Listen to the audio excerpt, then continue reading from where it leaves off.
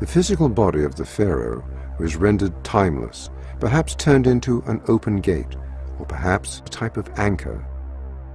It was heavily supplied with all manner of spells, amulets, talismans, and other forms of magical protection.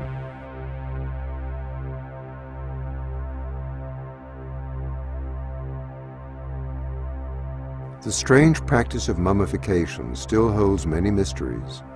Why were some organs carefully preserved while the brain was scooped out and discarded?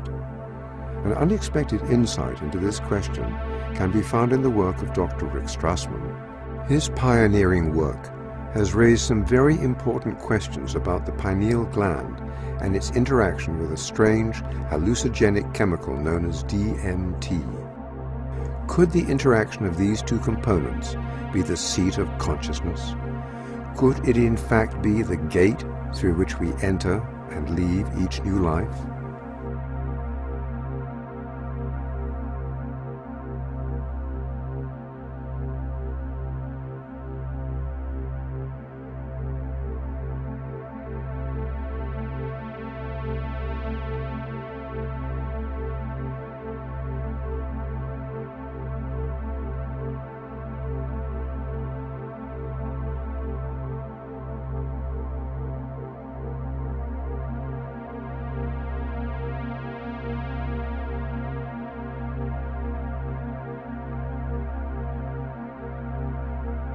In terms of how the study started, I was interested in seeing if I could determine a biological basis of mystical states. That was probably how things started in the first place.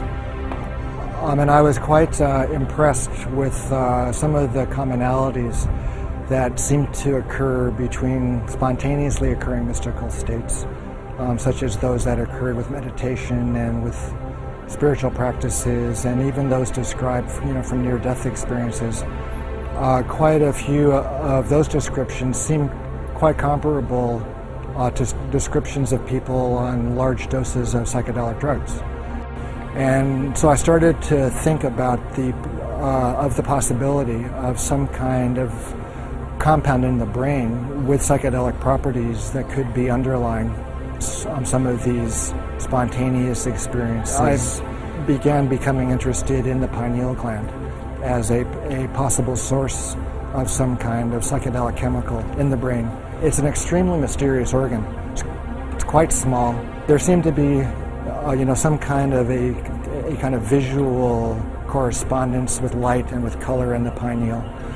And also it has quite a long history in the context of the mystical literature. It's been described as the third eye and as the crown chakra, those kinds of things. And it's spoken of as being activated when people attain quite high mystical states.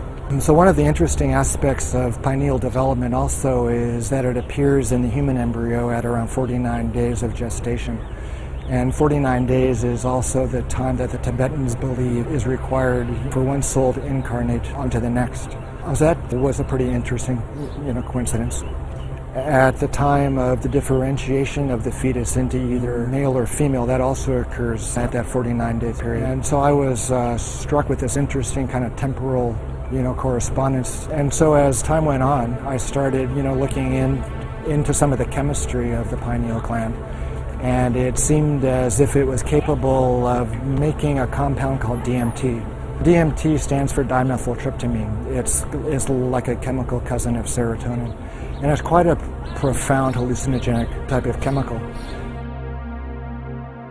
It seemed as if the pineal contained all of the precursors and all the enzymes and all of the building blocks that would be required to make DMT. So I started speculating about perhaps there was DMT released in the pineal gland and stimulating the brain under extraordinary states, either through spontaneous mystical states, the time of death, or at times close to death. And also I started speculating that perhaps it was stimulated at the time of birth as well.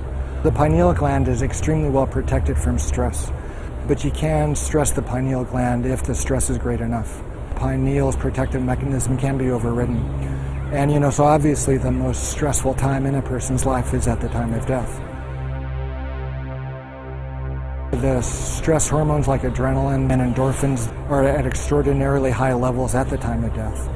And so that could, possibly stimulate the formation and the release of DMT from the pineal gland at that time. And so you can, conceive of an individual's consciousness at the time of death being exposed to this big flash of DMT. So the last thing that one is conscious of in the body is the release of this huge amount of this incredible psychedelic compound.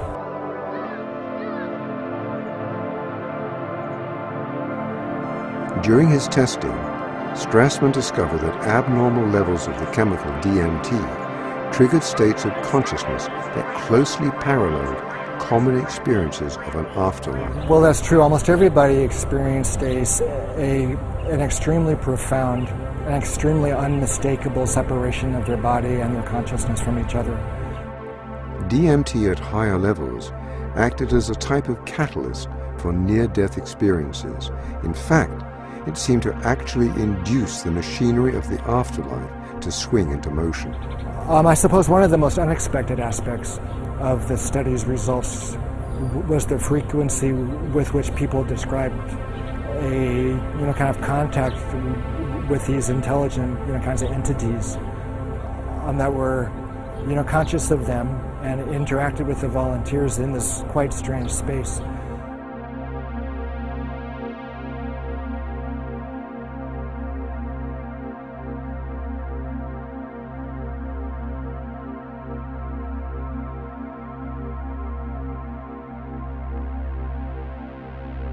So these entities were both helpful and, kind of malevolent as well. Some of the helpers were kind of angelic, while other of these entities were kind of malignant and threatening. And actually a handful of the volunteers experienced, some traumatic encounters with these entities.